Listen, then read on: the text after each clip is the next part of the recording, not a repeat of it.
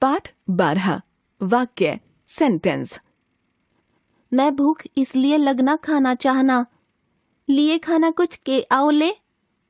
मुझे पर है चढ़ना आता पेड़।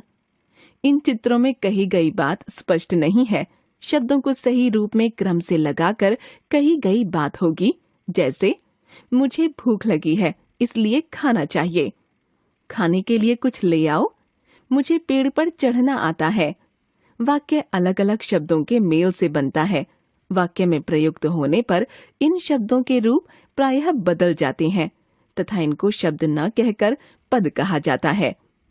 साथ ही शब्द जिस वर्ग का होता है, पद भी उसी वर्ग का होता है। जैसे बच्चे ने सेब खाया। वाक्य में बच्चे तथा सेब संज्ञा वर्ग के सदस्य होने के कारण संज्ञा पद कहे जाएंगे तथा खाया क्रिया वर्ग का सदस्य होने के कारण क्रियापद। वाक्य में आने वाले सभी पदों को एक निश्चित क्रम में रखा जाता है। वाक्य के अंग वाक्य उद्देश्य विधेय।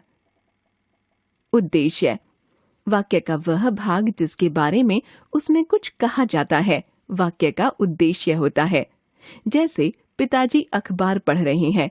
वाक्य में पिताजी पद वाक्य का उद्देश्य है, क्योंकि अखबार पढ़ने की बात पिताजी के बारे में कही गई है। विधेय वाक्य में उद्देश्य के बारे में जो कुछ कहा जाता है वह अंश विधेय कहलाता है। जैसे ऊपर के वाक्य में अखबार पढ़ रहे हैं अंश विधेय है।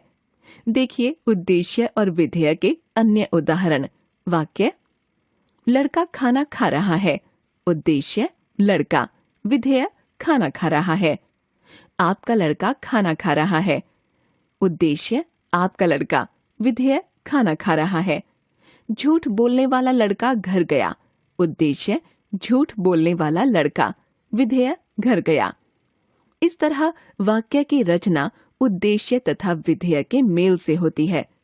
उद्देश्य तथा विधेय से बनी भाषा की वह रचना जिसके माध्यम से वक्ता अपने भावों और विचारों को व्यक्त करता है, वाक्य कहलाती है। हमने सीखा वाक्य की रचना विभिन्न पदों के मेल से होती है। वाक्य के सभी पद वाक्य के नियमानुसार एक व्यवस्थित क्रम में आते हैं। वाक्य के दो अंग होते हैं, उद्देश्य तथा विधेय।